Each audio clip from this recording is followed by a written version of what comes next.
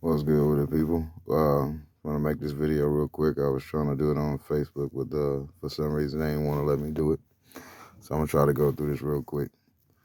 I'm reading this book, The Chronological History of the Negro in America, by Peter M. Bergman. See a little image over there. It was written in 1817. All right. All right. So I'm gonna kind of, we obviously ain't gonna go through the whole book, but hit some of the key points that I've kind of read because I haven't read the whole thing yet, but I'm still going through it. So it says right there in the beginning, the Negro came to America in chains while the colonization of the New World was brought about through importation of persecuted and outlawed Europeans partly as indentured labor. The Negro came from Africa only as a slave. That's all bullshit, but you see a little bit later they start talking about the Moors and Spain and all of that stuff, right? So when you get down here, they say, says at the time of discovery of America, Spain and Portugal were economically poor countries, i.e., without substantial manufacturers. The expulsion of the Muslims, i.e., the Spanish Moors, Negroes, and Jews, Negroes, which was effectuated in the same year as Columbus' voyage, deprived these countries of their most useful and active population. Talking about all of the like steel work, as you see it says steel works at Toledo and stuff like that, leather factories and all of this little stuff that was all done by the Moors. Once they kicked them out, they didn't have that no more. They didn't have that anymore. But anyway, just to those are some notes that I made. We ain't even gonna hit all of those, but because this book has a lot of, it's got a lot of truth to it, but it's got a lot of bullshit in it too. But it's if you don't know what you're reading, you wouldn't really probably pick up, you know, I guess on the little hidden stuff that they got in there. But anyway, so we'll start where you see right here, 1492. They said, according to legend, Pedro Alonso Nino, one of the Columbus crew on his first voyage to the West, was a Negro. Um, now, uh, Pedro Alonso Nino was not a slave. He was obviously not a African. Um, because that's a Spanish name. It's not an African name. Pedro Alano Nino. It's not an American name. It's Spanish, Mexican, whatever you want to call it. But and that's in 1492. Um, so that would kind of align with the. I was just gonna show you the little, so you kind of know what I'm talking, what I'm reading from. Um, Notes that again I heard the old boy Rod Hayes talking about. The black conquistadors and the Spanish Moors and all of that, which is a story I was familiar with, but I kind of, do a little bit of research myself. And it says the first Africans from uh, Spain were known as Ladinos, or Hispanicized Africans, and were soldiers, servants, settlers, and slaves. They began to arrive in the Americas as early as the 15th century, many as auxiliaries to the Spanish and Portuguese explorers. Matthew Stahl, from the very outset of Spanish activity in the Americas, Africans were present both as voluntary expeditionaries and as involuntary colonists, slave and indentured servants. But then they just try to tell you over there that all the Africans that came were only slaves and only white people, or only Europeans came as indentured servants. So again, that's the first line. That's just the first page of the book. Um, it said many people of Africa, of African descent, initially saw passage to the New World as a means of bettering their social and economic positions. And this is what Matthew Stahl said, so you can look that up and see it for yourself too. But it says Lender's notes. Um, Lenders is another archaeologist, I guess. It's not surprising that both free and enslaved Africans hope to improve their lots by crossing the Atlantic on the earliest voyages of exploitation and conquest. And again, just to define the word conquest, it means subjugation, assumption, or control over a people or place by military force. So again, when they went to the New World, they were going to conquer it. Um, so the Africans in Spain were uh, looking to improve their lot by going to America with the Europeans. So um, the first thing we got to ask is, well, who are these Spanish Moors or who are these Negroes that's in Spain that they keep calling Africans? But obviously, like they told you, Pedro Alano Nino is not an African name. Um, but if you go and you look at the Moors of Spain, it tells you about the Etruscans that inhabited Rome from 900 BC to 20 BC. They are the original Moors from West Africa. So they did come from Africa, but they didn't come from Africa when Christopher Columbus uh, had got there, or when Christopher Columbus went on the boat with them to the New World. They had already been in Spain. They were the original people of Spain. So it said in 1492, the king of Granada, or the Moors, Sephardic Jews, black conquistadors, falls to Christian forces of King Ferdinand and King Ferdinand V and Queen Isabella I. Right? So, and that's in 1492. Kind of, is it a coincidence that at the same time the Europeans conquered the Moors in Spain, that Columbus went on a expedition to the New World? Providing that the Moors of Spain already knew about America because they had already been there, trading back and forth with the original black inhabitants of the land. Well, we'll say black for now, but the indigenous, autochthonous, aboriginal, the first people. So, anyway, so on January 2nd, 1492, King Boabdil surrendered Granada to the Spanish forces. And in 1502, the Spanish crown ordered all Muslims forcibly to convert to Christianity. The next century saw a number of persecutions, and in 1609, the last Moors still adhering to Islam were expelled from Spain. That was in 1609.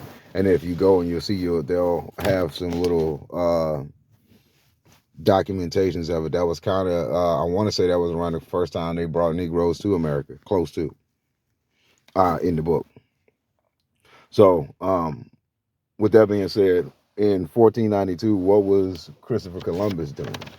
What was his attachment? Who funded Christopher Columbus to come to the New World? Um, And then if you do your research, you'll find it says that Christopher Columbus in 1492, his expedition was paid for by Queen Isabella and King Ferdinand, i.e. the same two who just conquered the Moors of Spain and who were in war with the Moors of Spain. Which, again, if you understand, if you have war with somebody, that means you were already in contact with them. You don't just go to a place and start warring with somebody. Generally, they were already there. They had contact. Something was going on. They had some kind of communication, and eventually the communication broke down, and then war started. Says they arrived in 1492. The United States were not established until 1776. Why? That's me asking the question. Um, so again, these are just my notes. So again, yeah, if they arrived in 1492 in the United States, why was the United States not established until 1776? So then you have the report of uh, the 20 and odd Negroes that had been captured in 1619 from the kingdom of Angola. They were packed with more than 350 enslaved Africans aboard this ship. Bautista, a Portuguese slave ship that set for sail from the west of Africa, bound for what was called Veracruz of Mexico, in the middle of the voyage of the high season ships was attacked by two English pirate ships. Um, so again, they say the 20 and so odd Negroes had been captured in 1619 from the Kingdom of Angola, and they packed them on a ship full of enslaved people. But then you find out that there was a Portuguese slave ship at the same time in 1419 that was attacked by English or European pirates. So again, a lot of the stuff they talk about don't necessarily add up. So anyway, in 1493, you see it right there, it says it's most probable that Columbus went on a second voyage and there was Negro slaves that was brought to Jamaica. Most probable, we'll state, is just it's a guess. They have no actual proof of that, and the way they did it back then, if they did document that. Um, so um, you see right here in 1498, it says since the enthusiasm for the discovery had cooled off, and not many adventurers could be found, the Spanish government permitted Columbus to take criminals with him for his third crossing.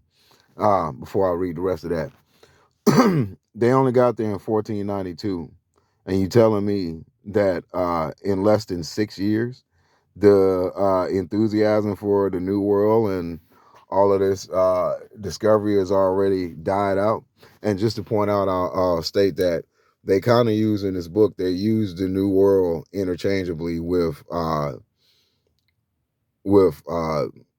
Portugal and America. So I'll kind of point that out as we go though. Um, but it says, with him on his third crossing, even robbers and murderers who were sentenced to death, in the New World, they were set free. This time in the New World, they're talking about America. Huge parcels of land were given to them, and especially the right to treat everybody who was not a Christian and European as commodity and as animal. And if you remember, it was just read that when they came across that, before they were allowed the Moors to come with them on the conquest to America, they had to convert to what? Christianity. So if they wasn't Christian or European, so again, for a lot of us as Negroes, you understand that we were not originally Christian. I don't care how they try to tell you or feed it to you. But anyway, so it says in 1501, a royal ordinance gave official sanction to introduce Negro slaves in the Spanish colonies. Spain imported white rather than Negro slaves to Hispaniola because the Negroes was considered rebellious and difficult to manage.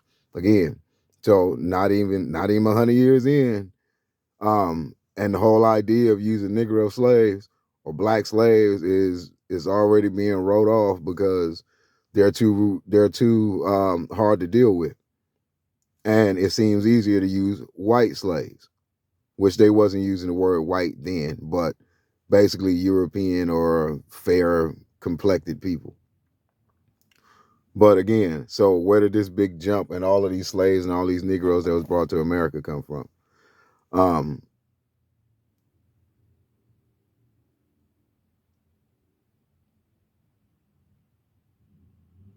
so again, that's just just a quick run through. It was Queen Isabel in 1502, prohibiting the passage to the Indies of Jews, Moors, and recent converts.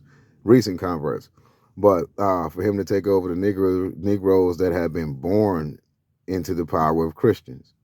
So again, if you wasn't already born a Negro, I mean born into Christianity, not the ones that just converted over because they were still labeled, they still knew their original history.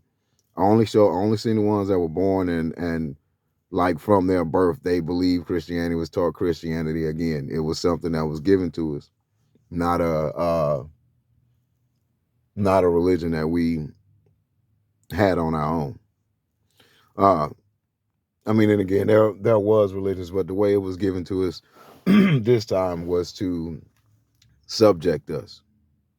Um, but it says Portugal landed her first cargo of slaves from Africa in Hispaniola.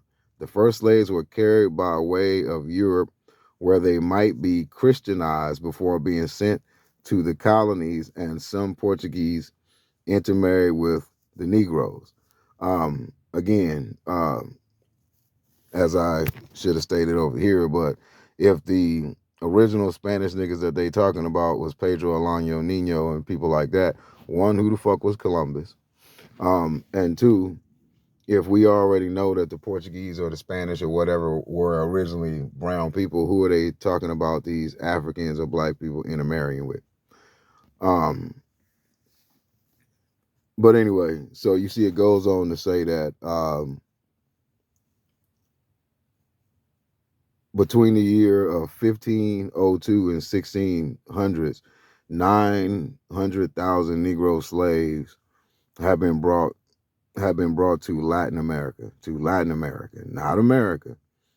So to Spain, not to none of them have been landed on the ports of America yet, though.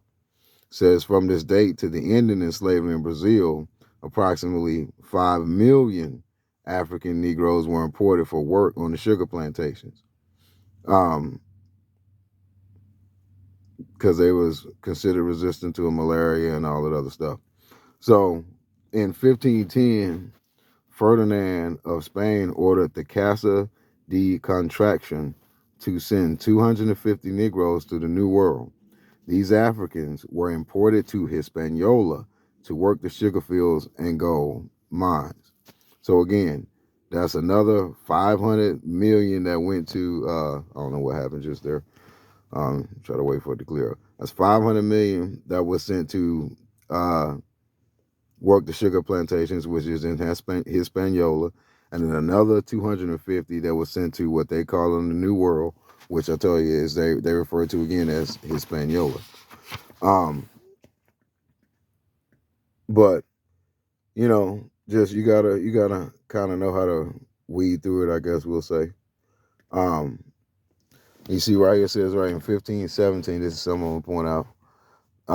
Bartolome de las Casas obtained royal permission to import African Negroes into Latin America when they just told you that they was already doing whites because Negroes were too rowdy. Each settler was to be allowed 12 Negro slaves. In later years, Las Casas regretted his proposal and spoke out vehemently against Negro slavery at the time of his death in 1566. The annihilation of the Indians had already very far progressed, and the African slave trade stood in full bloom. So again, in 1517, they tell you that the annihilation of the Indians was already in full progress, and the slave trade was in full bloom. But yet they reported no niggas really being moved anywhere other than to Hispaniola, which there were already niggas there. So you go over here to 1519, and they telling you about, it says the Negroes were with Cortez in his march into Mexico. They harvested the first wheat crop in the New World, which again, that's kind of some ridiculous shit because you're not bringing somebody from a whole different land that they don't know, and as soon as you get there, they're harvesting new crops and shit like that. But it would suffice to say that these are original Afro-Mexicans, I guess if you want to call them, the original Aztecs, the original Mayan, the original Inca, the original Native Americans. But again, they kind of mix everything up to try to make you feel like it's, black folks didn't go across the world until the white man picked them up on the ship and brought them. And again, that's another one they tell you that Lucas Vasquez de Leon, a Spanish explorer, tried to establish a settlement in the Carolinas, and Negro slaves were brought along to erect the settlement. They are considered the first Negroes to have come into what is now the United States. All right, that's 1526. They fled the colony in November, however, and lived with the Indians in the interior. So almost what almost 10 years later, when the Indians are already depleted to their lowest of numbers, you telling me that the Negroes that they brought there fled and hid with them? I mean, at that point in time, wouldn't it be easy to pick them out? Because from what y'all say, the Negroes of Africa or the Negroes that y'all brought over don't look anything like these Mongoloid or Asiatic, which I don't even want to say Mongoloid because the original Mongols were black. But these Indian people were Asiatic. Suffices to say that the Indians that you found there were actually Negroes. But my time is about to run out, so I'm gonna come back with another video.